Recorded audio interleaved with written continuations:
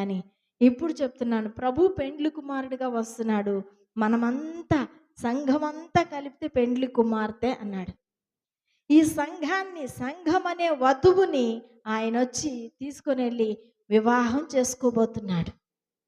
వరుడుగా ఆయనొచ్చినప్పుడు మనం ఎలాగుండాలంటే, బాహ్య సంబంధమైన అలంకరణ కాదు గానీ, అంతరంగ సంబంధమైనటువంటి అలంకరణ విషయంలో చాలా జాగ్రత్తగా ఉండాలి మనం. దేవునికి స్తోత్రం కలుగును గాక.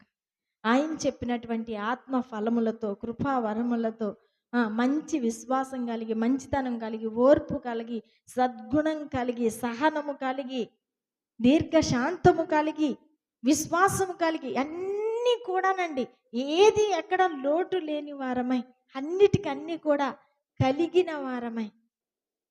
చూడండి ఇప్పుడు ఏంటండి ఇది కొత్తగా చెప్తున్నారు. ఆల్రెడీ మాకు మంచితనం ఉంది, ఓర్పు ఉంది.